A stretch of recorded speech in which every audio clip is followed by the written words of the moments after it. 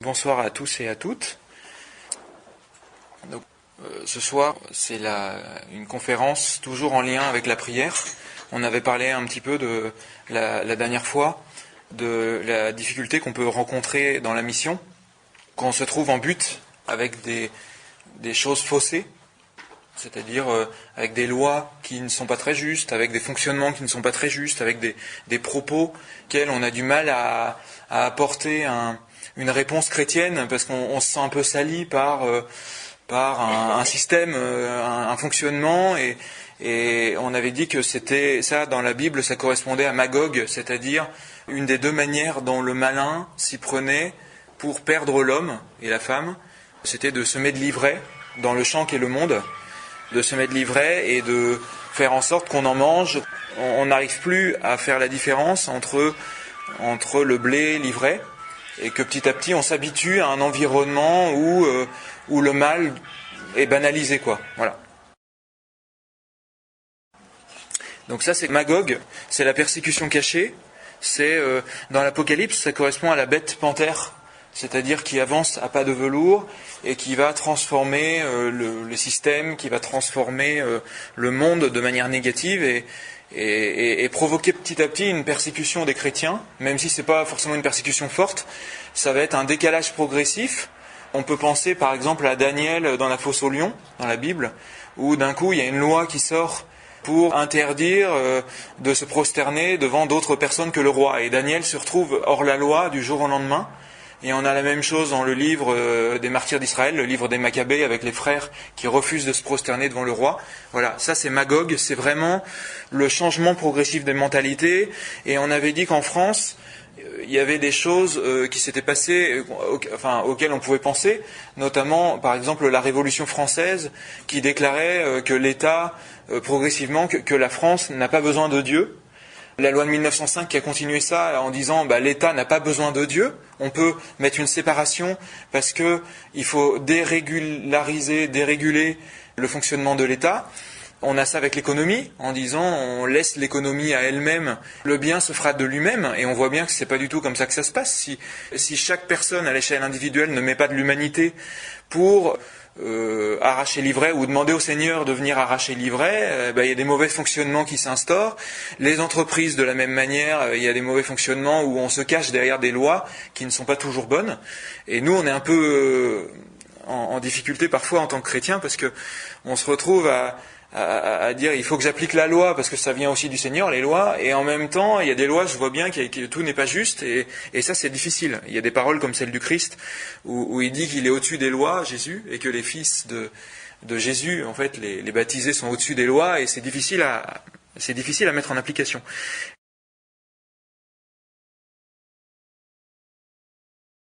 Et aujourd'hui, on parle de la deuxième forme de persécution, qui est la persécution frontale, la persécution violente, où on va obliger quelqu'un. Alors ça peut être par des paroles extrêmement violentes, une forme de manipulation mais frontale, qui fait froid dans le dos un petit peu. C'est pas la manipulation lente, mais plutôt la parole d'effroi, voilà. Et c'est Gog dans la Bible, c'est Gog. Donc on le trouve, on avait lu cet extrait-là la dernière fois, dans le prophète Ézéchiel au chapitre 38, où il parle de Gog, ce roi infâme qui exerce la violence au pays de Magog, c'est-à-dire ce roi qui va petit à petit transformer le pays en semant de l'ivraie, de manière cachée, non pas comme Dieu qui fait les choses dans la lumière, mais qui va faire les choses en douce, ou qui va provoquer des lois en disant c'est pour telle raison, et puis petit à petit les raisons se transforment. On voit bien les lois pour l'avortement, c'est comme ça que c'est passé. Au départ c'était oui, mais c'est dans tel cas particulier, etc.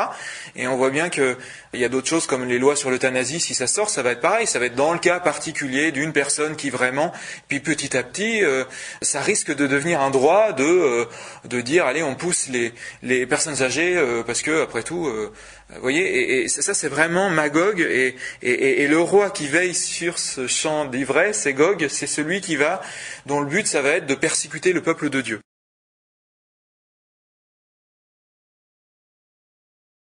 Et aujourd'hui, alors pourquoi on parle de ça, c'est parce que je pense que dans notre civilisation, on est peu confronté aux persécutions vraiment fortes, on en a un petit peu. des persécutions en France, parce que de temps en temps, voilà, on nous dit on va vous interdire de faire une crèche ou de faire une procession, ou il y a déjà un début de persécution, même si c'est pas de la persécution avec une effusion de sang. Mais quand on regarde les premiers chrétiens, ils étaient prêts au martyre en fait, et parce que ça leur apparaissait comme le sommet de la réussite sociale d'être martyr, quoi. Et nous, on se dit non, jamais moi je voudrais être martyr parce que c'est pas notre fonctionnement, et finalement normalement il y a un lien entre la prière et la croix, et entre la croix et l'acceptation de ce que le Seigneur va nous demander, parce que plus on sera préparé à des éventuelles persécutions, plus ça passera comme une lettre à la poste, parce que Jésus dit bien que dans ces cas-là, l'Esprit Saint va nous être donné, et puis que ça va être plus facile que ce qu'on imagine avec notre réflexion humaine.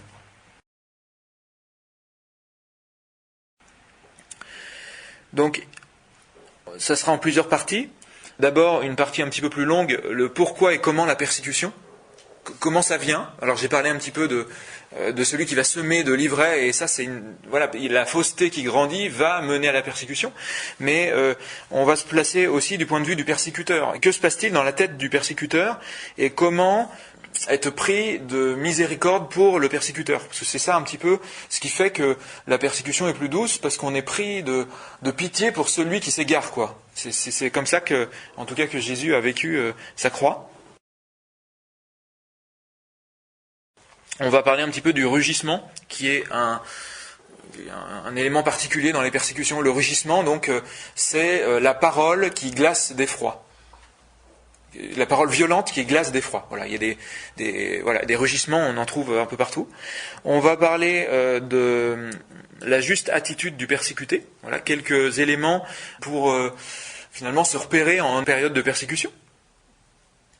Alors, persécutions, évidemment, les petites et les grandes persécutions. Dans notre vie, on a toujours des petites persécutions au moins.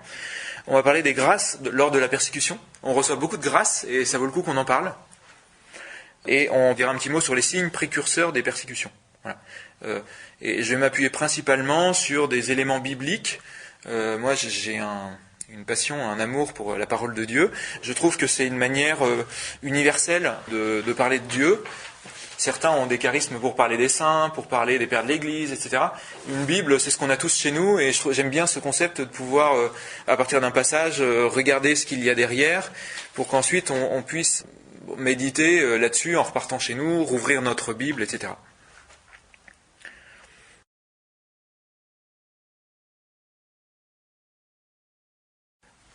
Alors, pour commencer la première partie, pourquoi et comment la persécution? Il y a cette question de qui est visé. Et il y a un extrait du livre de la sagesse, au chapitre 1, verset 16, et les versets suivants, qu'on lit régulièrement dans la liturgie. Donc c'est sagesse 1, verset 16 et suivant. Mais les impies, donc ceux qui ne croient pas en Dieu, ceux qui s'éloignent de Dieu de manière volontaire, ont invité l'hadès du geste et de la voix. S'éprenant d'amitié pour lui, ils se sont pâmés, puis ils ont conclu un pacte avec lui. Aussi mérite-t-il d'être de son parti, car ils se disent entre eux avec de faux raisonnements, elle est courte, elle est triste, notre vie, il n'y a pas de remède quand l'homme touche à sa fin, et personne, à notre connaissance, n'est revenu de l'hadès. Nous sommes nés à l'improviste, et après ce ne sera comme si nous n'avions pas existé. Le souffle dans nos narines n'est qu'une fumée, la pensée, une étincelle qui jaillit au battement de notre cœur. Qu'elle s'éteigne, le corps se résoudra en cendres, et le souffle se dissipera comme l'air fluide. Notre nom sera oublié avec le temps, et personne ne se rappellera nos actions. Notre vie aura passé comme un nuage sans plus de traces.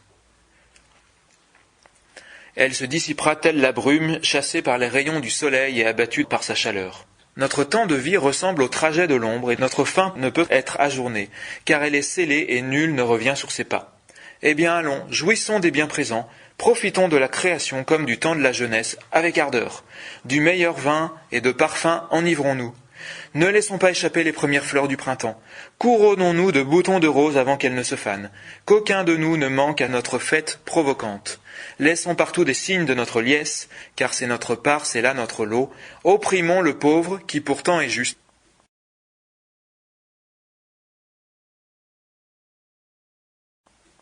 Là, donc, on a eu une profession de foi de celui qui dit « je veux m'éloigner de Dieu et voilà pourquoi ». Et là ensuite, on arrive à l'oppression. Opprimons le pauvre qui pourtant est juste, n'épargnons pas la veuve, n'ayons pas égard aux cheveux blancs du vieillard, mais que pour nous, la force soit la norme du droit, car la faiblesse s'avère inutile. Traquons le juste, il nous gêne, il s'oppose à nos actions, il nous reproche nos manquements à la loi, il nous accuse d'être infidèles à notre éducation. Il déclare posséder la connaissance de Dieu, il se nomme enfant du Seigneur, il est devenu un reproche vivant pour nos pensées, et sa seule vue nous est à charge. Sa vie ne ressemble pas à celle des autres. Sa conduite est étrange. Il nous considère comme une chose frelatée. Il s'égare de nos voies comme de nos souillures. Il proclame heureux le sort final des justes et se vante d'avoir Dieu pour Père. Voyons si ces paroles sont vraies. Vérifions comment il finira. S'il est juste et fils de Dieu, alors celui-ci viendra à son secours. Il l'arrachera aux mains de ses adversaires. Mettons-le à l'épreuve par l'outrage et la torture, pour juger de sa sérénité et apprécier son endurance. Condamnons-le à une mort honteuse, puisque selon ses dires, une intervention divine aura lieu en sa faveur.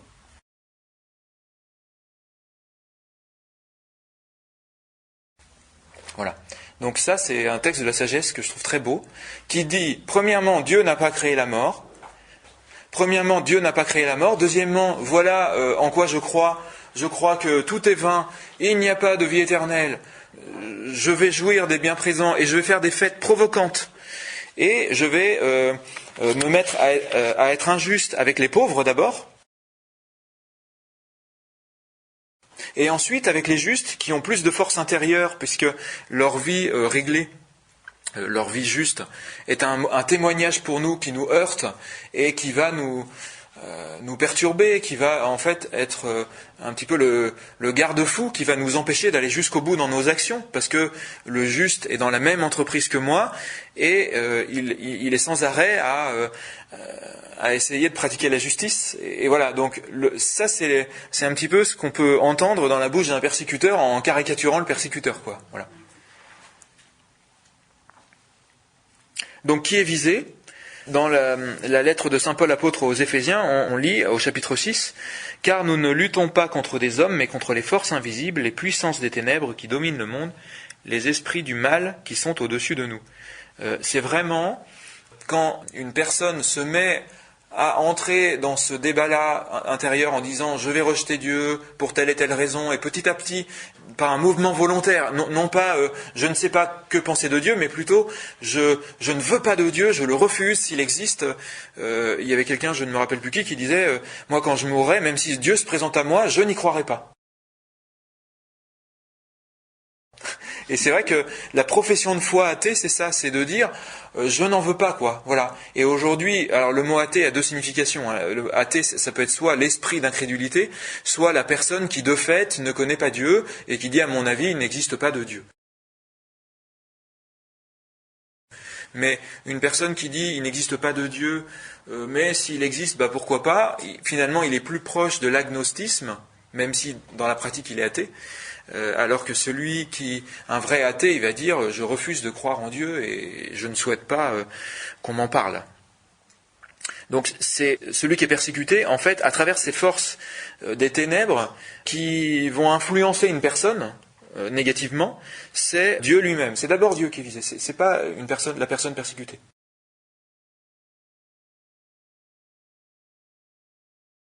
En second lieu, c'est le peuple de Dieu, et de manière principale le Messie de Dieu, c'est-à-dire celui qui va, dans le peuple de Dieu, avoir cette capacité de racheter un grand nombre de personnes. Dans le peuple de Dieu aujourd'hui, ça va être le prêtre qui a un rôle central. Les prêtres aujourd'hui sont malmenés par les forces des ténèbres. Et il va y avoir une persécution régulière de la part de tout un tas de gens, parce que on va s'acharner contre cet homme qui a refusé la vie conjugale en disant moi je veux être un signe du royaume de Dieu, quoi. Voilà. Et en second lieu, ce sont les membres du peuple de Dieu. Voilà.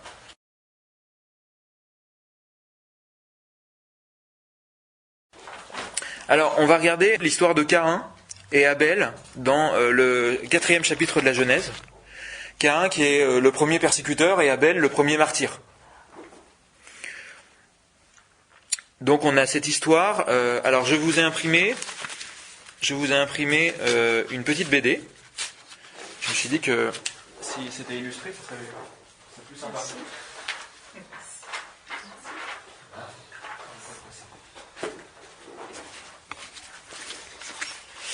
C'est quelqu'un qui faisait des BD un peu trash, et puis qui n'était pas du tout chrétien, et qui un jour a dit, qui a lu un petit peu la Bible, comme ça, de loin, merci, et il s'est dit, il a été touché par cet ensemble d'écrits qui appartiennent au patrimoine de l'humanité, et il a dit, j'ai envie de faire la Genèse en BD, voilà.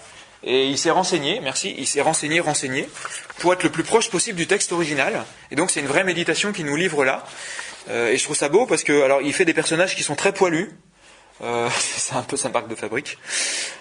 Donc on a l'histoire de Caïn et Abel. L'homme connut Ève, sa femme, et conçut, et enfanta Caïn, et dit, j'ai acquis un homme avec l'Éternel. Elle enfanta aussi son frère Abel. Abel devint gardien de moutons. Alors, je fais une parenthèse, souvent, les gens appelés à des grandes missions, ils sont gardiens d'un troupeau, ils sont bergers, je ne sais pas si vous avez remarqué. On a Moïse aussi dans la série, on a David, voilà. Alors, tandis que Caïn cultivait la terre. Et il advint après un certain temps que Caïn fit à l'Éternel une offrande des fruits de la terre, et Abel apporta aussi les meilleurs premiers-nés de son troupeau. Et l'Éternel tint compte d'Abel et de son offrande, mais Caïn et son offrande, il n'en tint pas compte. Caïn fut très affligé, son visage fut abattu. Et l'Éternel, Dieu, dit à Caïn, « Pourquoi es-tu affligé, et pourquoi ton visage est-il abattu ? Car que tu offres bien ou que tu n'offres pas bien, le péché est tapis à ta porte, à la porte de ta tente, et c'est toi qui le désires, et pourtant tu peux être son maître. » Et Caïn dit à son frère, « Allons dans le champ. » Et quand ils furent dans le champ, Caïn se jeta sur son frère Abel et le tua. Et l'Éternel dit à Caïn, « Où est ton frère Abel ?» Et il répondit, « Je ne sais pas, suis-je le gardien de mon frère ?» Et il dit, « Qu'as-tu fait ? Écoute, le sang de ton frère crie vers moi depuis la terre, et donc maudit tu seras par la terre qui a ouvert grand la bouche pour recevoir de ta main le sang de ton frère. Si tu cultives la terre, elle ne te donnera plus sa force, tu seras un vagabond errant sur cette terre. » Et Caïn dit à l'Éternel, « Mon châtiment est trop lourd à porter, à présent que tu m'as banni de la face de la terre, et que je dois me cacher de ta face et être un fugitif et vagabond, quiconque me trouvera me tuera. » Et l'Éternel lui dit, « Ainsi quiconque tuera Caïn subira 7 fois la vengeance. » Et l'Éternel marqua Caïn d'un signe, pour que quiconque le trouverait ne le tuât point.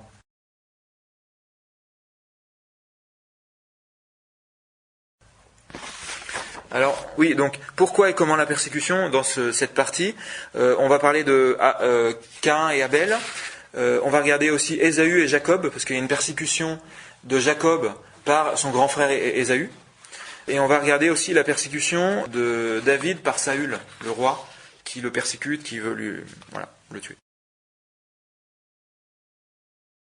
On voit dans ce premier itinéraire de persécution, le sacrifice est premier pour Abel. Abel offre les prémices de son troupeau, et les premiers-nés de son troupeau, ce qu'il y a de plus important dans ce qu'il a, il l'offre au Seigneur. Un peu comme quelqu'un dirait, moi, dès que je me lève, je prie, ou dès que je voudrais faire quelque chose de bon, je rends d'abord grâce au Seigneur, et ensuite, je fais ce que j'ai à faire. Voilà.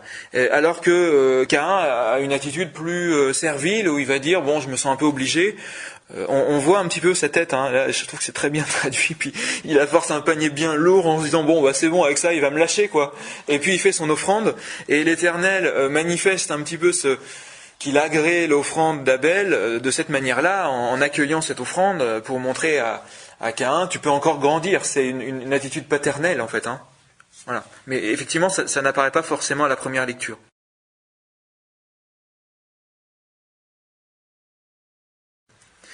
Et Dieu n'est pas inactif. Et c'est très paradoxal parce qu'on s'attendrait à ce que Dieu aille voir Abel en disant faut que tu surveilles tes arrières, je crois que ton frère mijote quelque chose contre toi. Et pas du tout. Il va voir Caïn. Il va voir Caïn en lui donnant une parole pour lui permettre de se racheter, en lui disant je t'envoie un rappel à l'ordre pour que tu réfléchisses sur ton attitude, parce que moi, ton père, je vois que tu es sur la mauvaise pente en fait. Moi, je trouve que c'est renversant parce que le Seigneur entre en dialogue avec le meurtrier. Parce que là, alors, on voit l'Éternel qui agrée l'offrande d'Abel. Alors, on ne sait pas s'ils le voyaient vraiment avec leurs yeux. Là, c'est mis en image. Mais on a l'impression que l'Éternel se fait plus proche de Caïn que d'Abel. En fait, c'est un peu comme si dans sa prière, Caïn avait une faculté particulière à être touché par le Seigneur. Et il lui dit, en fait, deux choses. Pourquoi ton visage est abattu ? Il invite à rentrer en lui-même. Pourquoi es-tu abattu ? Parce que la réponse c'est parce que tu as le cœur triste. Tu as quelque chose en toi qui semble blessé par cet état de fait, par cette situation. Et ensuite, une fois qu'il l'invite à rentrer en lui-même, à faire le bilan sur ce qu'il est en train de penser, il l'invite à réfléchir au choix qu'il a devant lui. Et il dit, en fait, tu as le choix avec le péché. Le péché est tapis à ta porte, mais c'est à toi de maîtriser ce chien enragé qui est devant toi. Ne te sens pas abattu par ce sentiment d'abandon, cette jalousie, en fait. Voilà. Et on voit bien que c'est de la jalousie, parce que ça, c'est la première chose qu'on peut dire sur pourquoi et comment la persécution. Le premier élément dont se sert le malin pour utiliser le persécuteur à son avantage, c'est la jalousie. Et il est jaloux de quoi ? Il semble être jaloux de la relation entre Dieu et Abel, en fait. Parce que Dieu aurait agréé l'offrande d'Abel, et donc c'est comme si Abel avait une relation plus approfondie avec Dieu, alors que là, c'est lui qui est en dialogue avec Dieu, en fait. Il y a une perception faussée, et du coup, la jalousie provoque comme un aveuglement qui l'empêche de voir, oui, mais le Seigneur, il vient de me parler, là, alors pourquoi je me plains, en fait. Alors c'est vrai qu'il y a le reproche, c'est jamais agréable, et pour nous, ça va pas forcément être le Seigneur qui nous apparaît dans une illumination, mais pour un persécuteur, ou de manière plus large, pour quelqu'un qui à un moment a du ressentiment contre quelqu'un d'autre, parce que voilà, on est tous dans ce cadre-là, le Seigneur qui ne semble pas agréer notre offrande, ça va être des éléments qui vont nous contrarier, des situations qui vont nous contrarier autour de nous. Voilà, c'est vraiment typique, et qui nous donne l'impression que le Seigneur va plus bénir d'autres personnes. Voilà, des personnes qui ont plus de moyens que nous, des personnes qui ont plus la santé que nous, des personnes qui ont plus de chance en amour que nous, etc. Ça, c'est vraiment typique. La jalousie, ça naît de là. Alors que souvent, cette situation que permet le Seigneur est comme un rappel à l'ordre sur des choses sur lesquelles il veut nous ramener, en fait, comme un berger, parce que la suite que donne le Seigneur à la prière des justes, c'est aussi de ramener ceux qui sont plus loin de lui, en fait. C'est-à-dire que c'est un peu comme si c'était injuste, parce que Abel, qui semble avoir une prière plus ajustée, sa prière, il semble que ça serve à ce que le Seigneur aille vers Caïn, en fait. Le Seigneur se fait absent pour Abel pour aller voir Caïn et tenter de le ramener à lui, en fait. Et ça va le conduire au martyre, ce qui est complètement renversant. Donc on voit bien que la jalousie dans la relation à Dieu, c'est Caïn qui vise Dieu en premier et son frère en second. Et par l'intermédiaire de Caïn, en fait, le démon vise Dieu, et vise le peuple de Dieu qui est Abel, en la personne d'Abel qui est injuste, et qui aurait eu sûrement un certain nombre de descendants justes, parce que quelqu'un qui est juste dans la Bible, en général, attire des grâces sur ses enfants, en fait. Alors on a un dialogue entre Caïn et Abel, qui est raconté dans un targum, c'est-à-dire un écrit biblique, enfin un écrit juif, qui médite sur des textes, et là c'est la Genèse. Donc ce sont des rabbins qui racontent quand Caïn entraîne son frère au champ.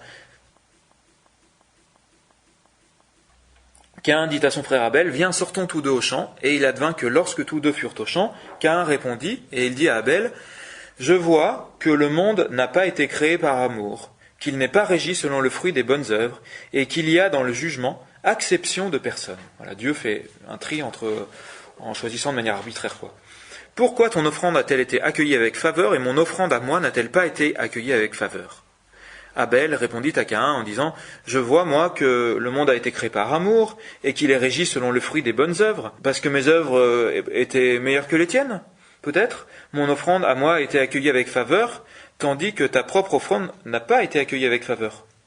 Caïn répondit, et il dit à Abel, il n'y a ni jugement, ni juge, ni un autre monde, point de remise de récompense pour les justes, ni de châtiment pour les méchants. Abel répliqua à Caïn en disant « Il y a un jugement, il y a un juge, il y a un autre monde, il y a remise de récompense pour les justes, et un châtiment des méchants dans le monde à venir. » Sur cette question, tous deux se querellaient en pleine campagne, et Caïn se dressa contre son frère Abel, prit une pierre et le tua. Voilà, donc on a une réflexion faite quelques siècles avant Jésus-Christ, par des juifs c'est vrai que dans toute la tradition juive, quand on parle de Caïn, c'est vraiment celui qui a renié Dieu d'une manière forte. C'était pas juste le gars qui un jour s'est fâché contre son frère. Et ça, c'est quelque chose, finalement, si on se plonge un petit peu dans la tradition juive, on a un éclairage supplémentaire, et il y a certains textes de l'Ancien et du Nouveau Testament qui vont s'éclairer, parce qu'il y a ces présupposés-là que Caïn, c'était quelqu'un d'extrêmement mal barré sur le chemin de la grâce. Voilà. Donc c'est la deuxième chose, à mon avis, dont se sert le démon pour utiliser un persécuteur, c'est le mensonge et l'incrédulité. Voilà, c'est le fait d'entraîner les autres et puis de faire des choses qui sont d'avoir un regard et une action double. Et puis l'incrédulité, on voit bien, c'est de toute façon il n'y a pas de justice dans l'autre monde, donc que je tue ou pas, que je commette l'injustice ou pas, ça n'a aucune importance en fait.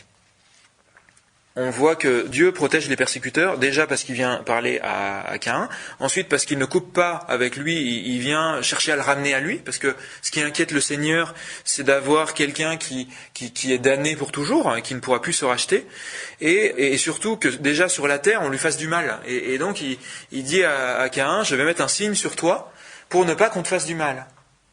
Et on retrouve un petit peu ce qu'on avait dit la dernière fois, c'est pas à nous d'arracher l'ivraie quand il y a des choses mauvaises dans le monde, il faut toujours prier pour que ce soit le Seigneur lui-même qui combatte le mal, et que quand c'est à nous d'arracher le mal, alors nous on peut arracher le mal de notre cœur, mais quand il y a des choses à combattre, de toujours dire Seigneur, est-ce que tu es sûr que tu veux bien que ce soit moi ? Parce que c'est pas à nous d'exercer la justice. Voilà, il y a des anges pour ça, il y a des situations que Dieu utilise, mais il faut savoir que sur la tête des persécuteurs, il y a un signe. C'est-à-dire que le Seigneur met une protection spéciale sur les brebis qui sont le plus loin de lui, comme Caïn, et ce signe, ça va être des choses, des événements, des éléments particuliers qui protègent les gens loin de Dieu, pour que Dieu puisse utiliser les circonstances pour ramener in extremis cette personne en fait. Et nous, on va s'opposer au plan de Dieu si jamais on utilise la violence à l'encontre des persécuteurs, parce que ce n'est pas le moyen courant dont le Seigneur veut se servir contre les persécuteurs. Et alors Abel, donc il meurt, et il doit avoir une fécondité particulière, parce que si je lis la suite du Targum, il est dit « Qu'est-ce que tu as fait ? La voix du sang des foules de justes qui devaient naître d'Abel, ton frère, qui crie contre toi de la terre en ma présence. » C'est-à-dire que pour Dieu, si le sang d'Abel a acquis quelque chose de sacré, une valeur inestimable, c'est parce que Abel, le juste par excellence, a versé son sang, et ce sang qui était porteur de vie aurait dû donner naissance à une multitude de justes. Et en tuant Abel, le persécuteur qui est Caïn a brisé l'harmonie que le Seigneur voulait. Et c'est pour ça que dans toute la Bible, on va trouver toujours une référence au sang d'Abel qui crie vers le Seigneur, on le trouve partout. C'est vraiment le sang par excellence, et ça préfigure évidemment le sang du Christ qui va racheter toute l'humanité.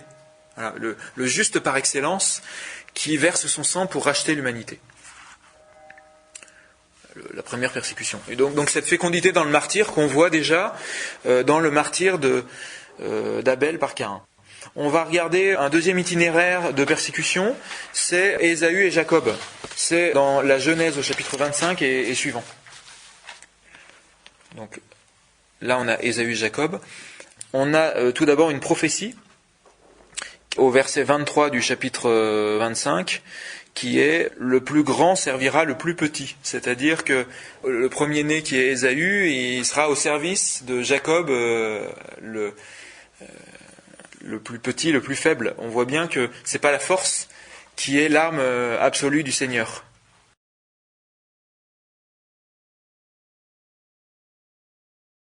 On a dans la lettre aux Hébreux, au chapitre 12, versets 16 à 17, l'auteur de la lettre aux Hébreux fait un commentaire que personne ne soit débauché ou ne manque de respect, comme Ésaü qui céda son droit d'aînesse en échange d'un seul plat. Vous savez qu'ensuite, quand il voulut recevoir en héritage la bénédiction, il fut rejeté car il ne lui fut donné aucune possibilité de changement, bien qu'il l'eût réclamé en pleurant. Donc on voit qu'il relie la débauche avec le fait que Ésaü ait renié son droit d'aînesse.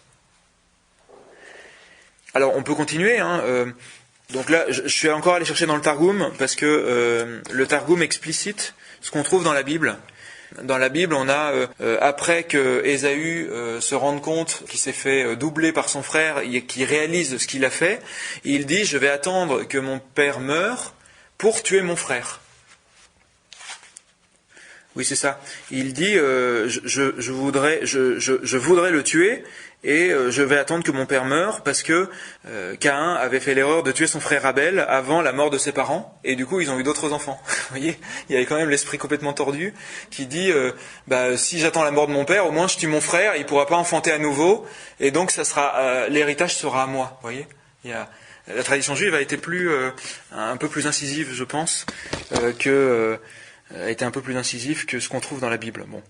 On retrouve aussi cette profession de foi dans la tradition juive. Alors justement, je vais vous donner, j'ai imprimé une autre petite BD.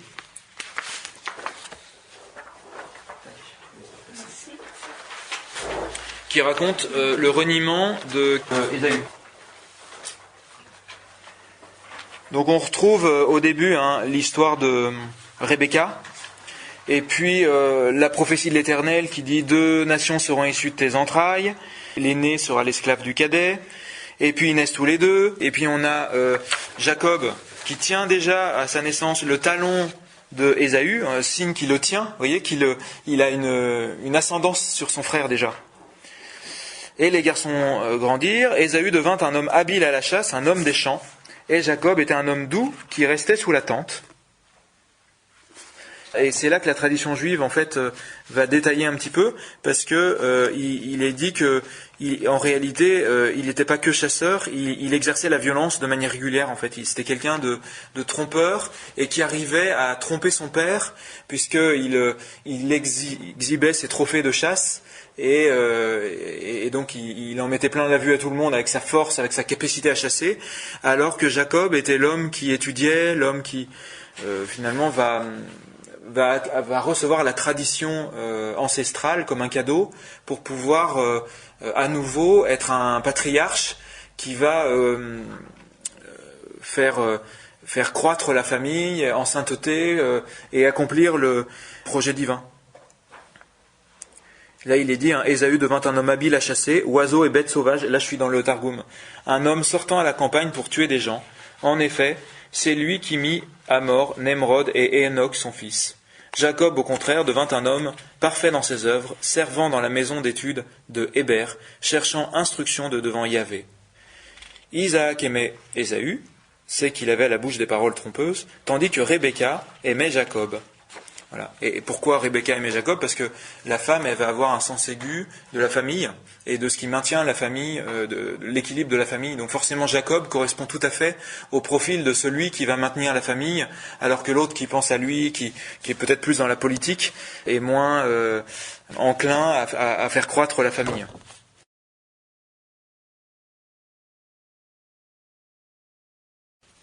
Et on a Jacob qui est persécuté par Ésaü, puisqu'effectivement, après qu'il y a eu donc ce plat de lentilles que Ésaü veut s'accaparer, alors je replonge encore dans la tradition juive, il est dit que c'était pour la mort de son père, enfin de son grand-père, qu'il préparait un plat de lentilles. Donc c'était pas un complot qu'il préparait contre son frère, c'était un plat simplement pour honorer un défunt.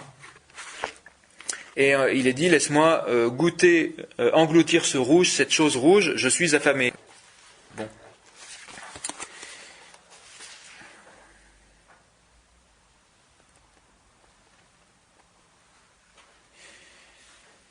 Voilà. Et il est dit en fait que ce jour-là, il était fatigué et il avait commis ce jour-là 5 péchés. Alors je suis encore dans la tradition juive, dans une tradition. Il avait commis 5 péchés. Il s'était livré au culte idolâtrique, il avait versé le sang innocent, il était allé vers une jeune fille fiancée, alors le truc horrible. Il avait nié la vie du monde à venir et il avait méprisé le droit d'aînesse. En fait, la tradition qui réfléchit là-dessus dit c'est l'aboutissement d'un égarement en fait. Déjà dans sa vie, il n'était pas tip-top et en fait il a commis les péchés les plus graves et le péché le plus grave c'était de renier le plan divin pour le peuple d'Israël qui devait s'accomplir en lui parce que c'était à lui de passer le flambeau au patriarche suivant, c'était à lui d'être l'ascendant de Jésus-Christ qui devait sauver l'humanité en fait.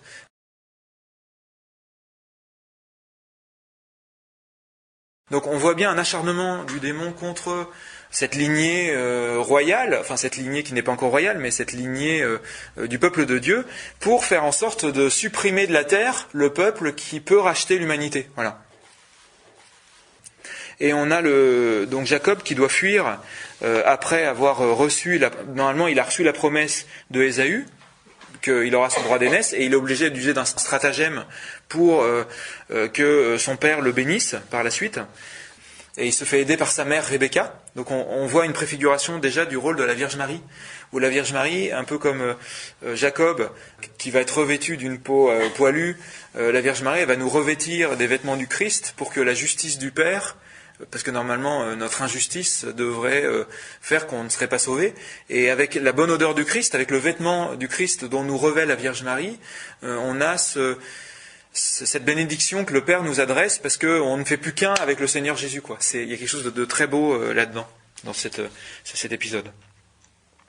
Et puis il s'enfuit. Il s'enfuit et il se retrouve à fuir devant son frère en fait. Quand son père meurt, il se dit ça y est, là je ne peux plus rester là. Et il est prévenu que son frère va le tuer. Il est comme Jésus en fait, dont les parents sont prévenus de fuir devant Hérode. On a un peu cette parole qui revient, qui est je ne veux pas que la famille continue, je ne veux pas que mon frère soit roi, je ne veux pas. Es-tu venu pour nous perdre? En fait, on retrouve un peu les paroles que les démons adressent à Jésus au contact de Jésus, qui est le saint par excellence.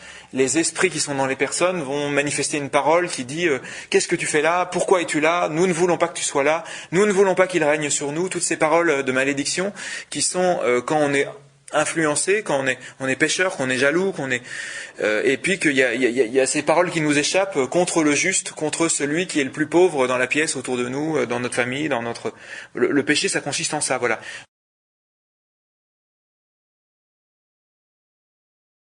J'ai trop mangé et ce soir-là, c'est tel enfant qui va prendre la grosse engueulade que je vais faire, et alors qu'il l'a pas mérité parce que au départ, c'est moi qui ai joué le jeu du malin, qui m'a séduit par la gourmandise, par exemple. Voilà, on retrouve ça. Bon. Je laisse de côté Jacob pour regarder un petit peu ce qui se passe avec l'histoire de Saül et de David. Donc là, on est dans le premier livre de Samuel au chapitre 13. 1 Samuel 13. On a au chapitre 13 Saül qui a été élu par Dieu, qui est impatient et qui offre un sacrifice à la place de Samuel. C'est-à-dire qu'il est censé attendre le prophète Samuel, il est censé l'attendre à Gilgal, et il attend 6 jours. Et Samuel lui avait dit, tu m'attends, et puis moi je ferai un holocauste. Et puis il dit, bon, ça fait 6 jours, allez, on va gagner du temps, je vais faire moi-même l'holocauste, quoi. Et donc Saül se retrouve en fait à prendre la place du prêtre et du prophète. Il est en train de s'impatienter comme le peuple hébreu en bas du Sinaï qui s'impatiente parce que Moïse ne revient pas, et puis on n'a qu'à s'amuser, on n'a qu'à manger, puis ils font un veau d'or, etc., etc. C'est l'impatience. Il lui a été tout donné, la royauté. On lui dit c'est toi qui vas être roi, et il offre un sacrifice. Voilà. Donc c'est un mauvais départ, je pense. Au chapitre 14, donc un chapitre plus tard, il y a un épisode de guerre où Saül va dire on n'a qu'à faire un jeûne pour que le Seigneur il nous fasse gagner la guerre, quoi. Et en fait, il confond l'ordre des choses. Normalement, on jeûne pour dire Seigneur, que veux-tu qu'on fasse? Et ensuite, on se met en branle. Lui, c'est pendant la guerre, il fait jeûner ses hommes, ce qui est quand même voilà. Enfin, j'imagine.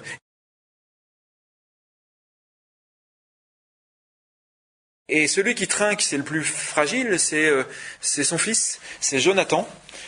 Parce que dans la Bible, le premier-né, c'est un symbole de fragilité, le petit, l'enfant, etc. Souvent, c'est lui qui trinque. Et lui, il est en train de mener un assaut contre une forteresse, et au retour, il prend avec un bâton dans une ruche sauvage, il prend un peu de miel.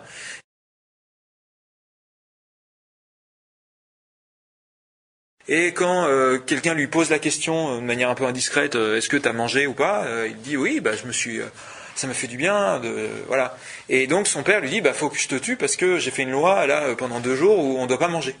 Et donc on voit cet homme qui est en décalage avec l'ajustement au Seigneur, quoi. Il fait des choses pour le Seigneur, un peu comme Caïn, mais il reste un peu dans une attitude servile et en même temps de troc, où je vais faire jeûner toute mon armée qui est en train de faire la guerre, et je vais imposer des choses impossibles, et je vais confondre en fait mon rôle de roi qui représente l'autorité avec le rôle de prêtre et de prophète qui sont des rôles de conseil, qui sont des gens en lien avec le Seigneur, et voilà.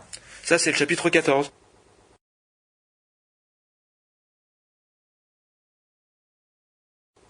Le chapitre 15, on a une désobéissance au retour de la guerre contre Amalek, qui est l'ennemi absolu d'Israël. Voilà.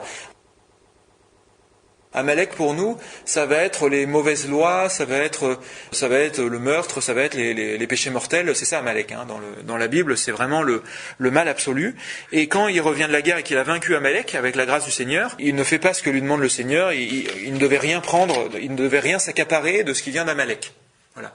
Le signe de, pour nous, il y a des choses, c'est mauvais tout court, voilà. Donc on ne s'accapare pas certaines choses en disant, voilà, j'ai un DVD pornographique chez moi, je vais m'en servir comme cale sous ma table. Il y a un danger à faire ça, évidemment, surtout si je suis père d'enfant ou si moi je suis fragile. Et il y a des choses, je prends cet exemple, mais on peut en prendre plein d'autres. On ne doit pas pactiser avec le mal, et il y a des choses vraiment mauvaises, on doit s'en éloigner tout court, voilà.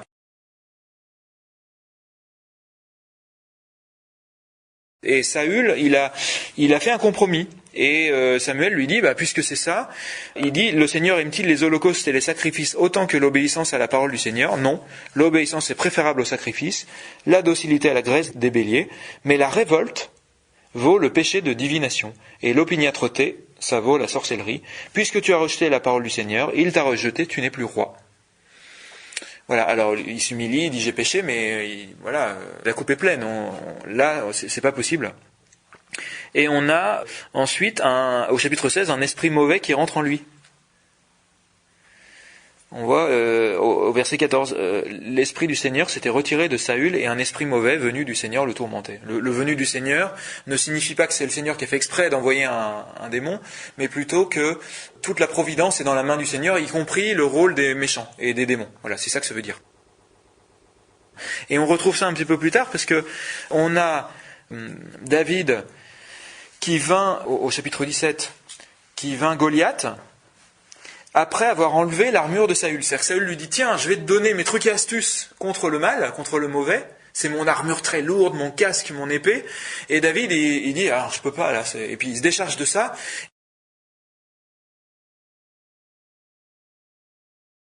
Et il prend 5 pierres au torrent qui peuvent être vues par exemple comme la Torah, les 5 livres de la Torah. 5 c'est aussi le chiffre de la grâce divine. Voilà, il ne s'arme que de Dieu et de la petitesse, et il arrive à battre Goliath, et ensuite il est persécuté par Saül, puisque au chapitre 18, il y a la jalousie vraiment exacerbée de Saül, et au chapitre 18, il essaie de le planter avec sa lance, parce que en plus c'est David qui est venu pour jouer de la lyre, pour le soulager de cet esprit mauvais qui le tourmente, et Saül qui essaie de le tuer.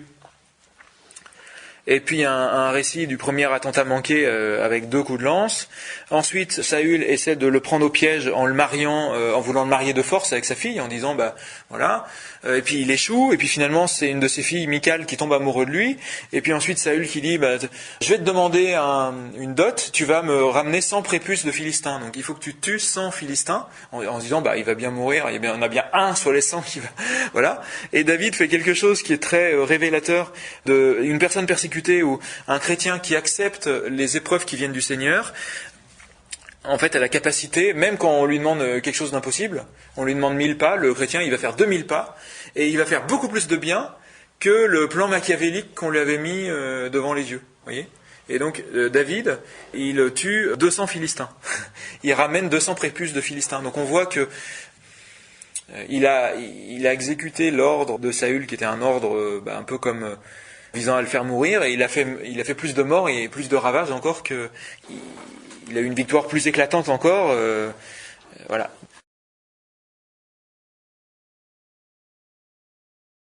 Et il y a un deuxième attentat raconté au chapitre 19, où du coup, David doit encore prendre la fuite. Donc en somme, pour clore cette partie sur que se passe-t-il dans la tête du persécuteur, on voit vraiment qu'une des clés, c'est le regard du Père à porter sur les pauvres persécuteurs égarés. Ouais, c'est ça.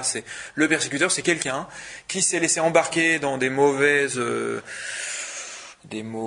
chemins et qui se retrouve avec un esprit qu'il n'arrive plus à contrôler et qui se met à exercer des persécutions à l'encontre d'un chrétien, à l'encontre d'une personne qui essaie d'être juste, à l'encontre d'un petit.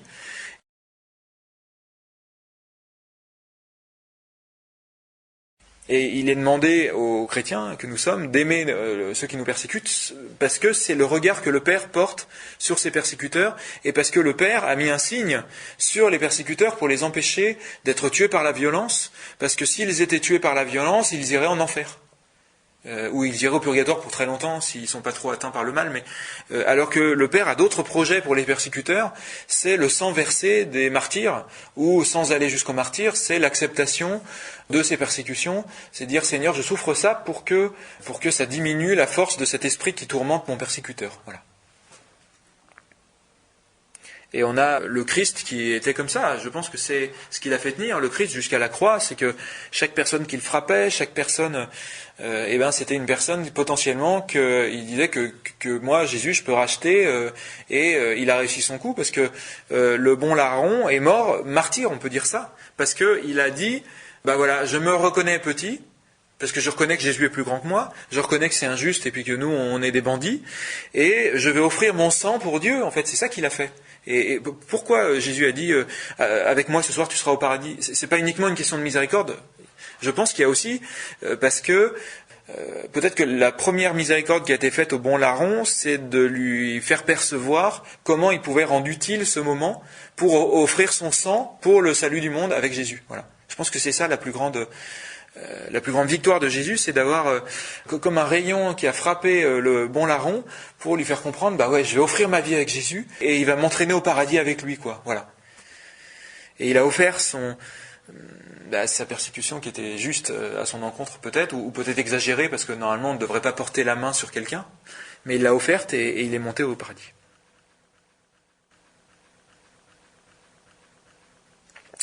En deuxième partie, le rugissement. Le rugissement qui est donc décrite un petit peu dans la première lettre de Saint Pierre, au chapitre 5, à partir du verset 8. Il parle du démon.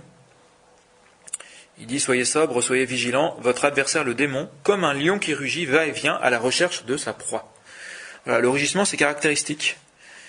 C'est une parole ou un cri, ça peut être un cri silencieux, qui va nous glacer d'effroi. C'est-à-dire que c'est quelque chose qui va exercer une persécution, parce que quand je vais l'entendre, je vais me dire, il n'y a plus aucun espoir, je ne vais jamais m'en sortir, quoi. Ça va. Effectivement, d'après ce qu'il me dit, je suis coincé, je suis dans une impasse, je suis dans l'impossibilité d'être sauvé. Voilà. Et moi, il m'est arrivé d'entendre certaines paroles, par exemple dans les médias, de la part de personnes. Ça m'a complètement déprimé. Je me suis dit, c'est pas possible, on a perdu, quoi. Voilà. Et après coup, je me suis dit, voilà, ça c'était un rugissement, quoi. C'est comme si un mauvais esprit avait soufflé comme ça et que ça m'avait congelé sur place, quoi. Ça m'avait glacé le cœur et c'est vraiment cet effet-là. C'est la peur, l'effroi et la désespérance.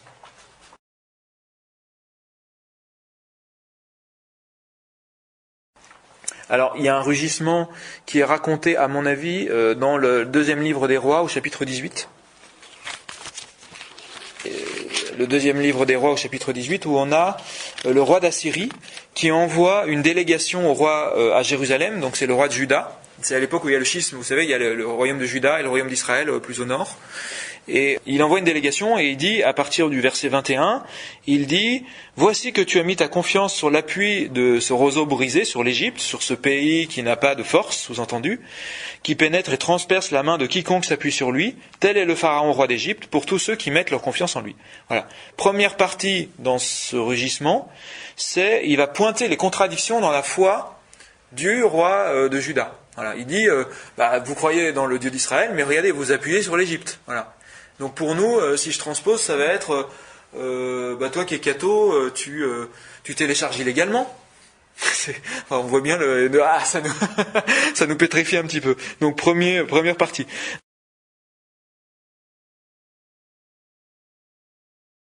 Deuxième partie à partir du verset 22.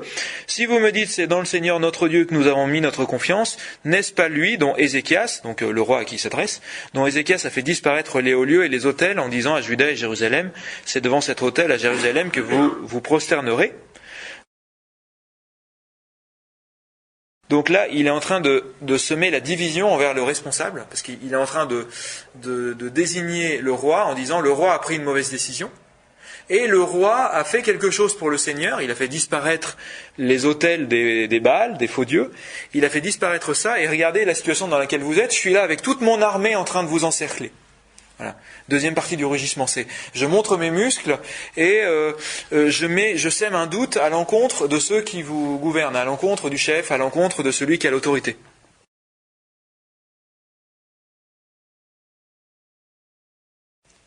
Troisième partie à partir du verset 23. Lance donc un défi à mon seigneur, le roi d'Assyrie. Donc là, parce que c'est un émissaire qui parle au nom du roi d'Assyrie. Et je te donnerai 2000 chevaux, si toutefois tu peux te procurer des cavaliers pour les monter. Comment pourrais-tu faire reculer un simple gouverneur, le moindre des serviteurs de mon seigneur, toi qui as mis ta confiance dans l'Égypte pour des chars et des cavaliers? Voilà.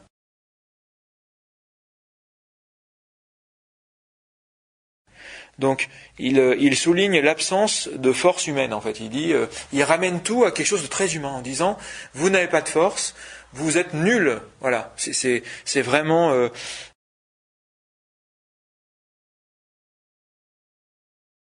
Quatrième partie. D'ailleurs, est-ce sans l'assentiment du Seigneur que je monte contre ce lieu pour le détruire? C'est le Seigneur qui m'a dit, monte contre ce pays et détruis-le.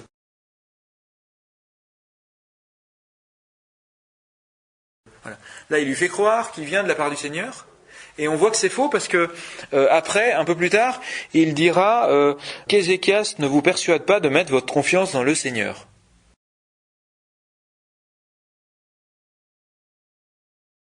Voilà. Etc. Et puis après, il dit, est-ce à ton maître et à toi que mon Seigneur m'a envoyé dire ces paroles, n'est-ce pas aux hommes assis sur la muraille qui seront réduits comme vous à manger leurs excréments et à boire leur urine? Parce qu'il dit, en gros, on va faire un siège et vous allez vous retrouver dans un dénuement extrême et vous allez vous déshumaniser complètement.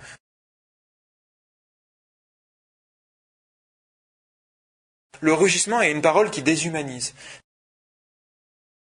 C'est-à-dire qu'il va chosifier les gens, qui va dire, en gros, c'est même pas des gens, de toute façon, ils sont dans une pauvreté extrême, ils sont nuls, et qui va prendre un défaut, par exemple, en disant, cette personne, on peut la résumer à ce défaut-là, vous voyez, c'est le mal absolu, en fait, qui parle.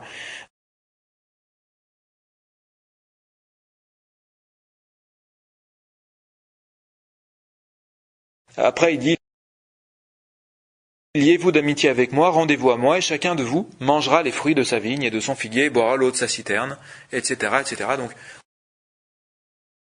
on a une promesse qui ne sera pas tenue. Vous voyez, donc, je trouve que c'est intéressant parce qu'en temps de persécution, je dirais que la mission du chrétien, c'est d'abord, je garde la tête sur les épaules pour ne pas me laisser séduire et je recule.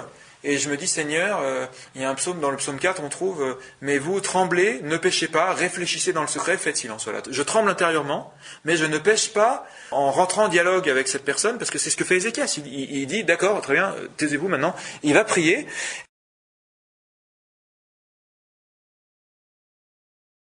Et ensuite, il revient à la charge en disant d'autres choses, l'émissaire.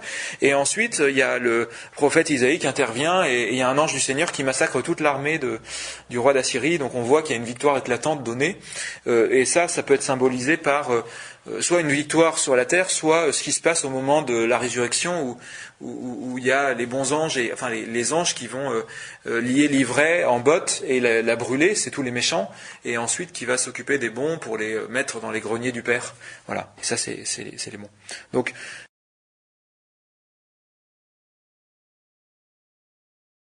le rugissement, je dirais qu'en tant que chrétien, c'est un bon entraînement d'essayer de les reconnaître, de ne pas rentrer en dialogue, et puis on peut méditer aussi sur Jésus qui est au désert, et je pense que les 3 tentations, c'était des rugissements.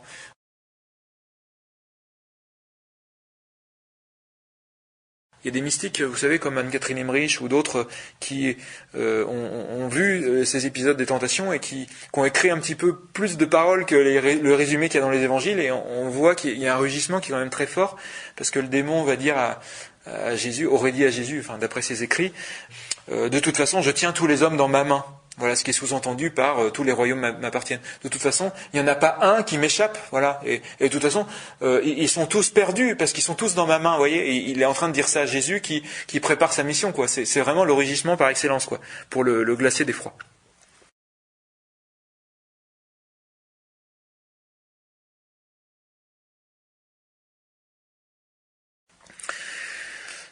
On va passer à la partie suivante. Donc la juste attitude du persécuté. Un petit peu comment faire lors des persécutions, des petites ou des grandes persécutions. Alors première attitude, la fuite, c'est l'attitude de base de David devant Saül. Voilà. David, il s'accroche il ne faut pas lever la main sur le roi. Donc à partir de 1 Samuel 20 et jusqu'au chapitre 31, 1 Samuel 20 à 31, c'est la fuite de David qui va de tribu en tribu et qui va même dans des tribus étrangères. Il va chez les Philistins, il va à Moab, et on retrouve Jésus qui est persécuté et qui va en Égypte en fait.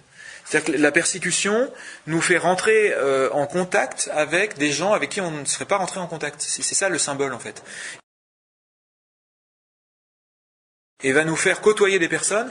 Voilà, je sais pas, j'ai été malmené par un tel, et il y a une personne, un de mes collègues, qui va me consoler, et comme je suis un peu dans la détresse, je vais rentrer en dialogue avec lui, et mon humanité va le toucher. Voilà, les persécutions nous font faire des voyages, parfois nous font faire des folies, je dirais, sur les personnes qu'on va rencontrer ou sur les choses qu'on va faire qui sont un peu inhabituelles, parce que c'est étranger pour nous, c'est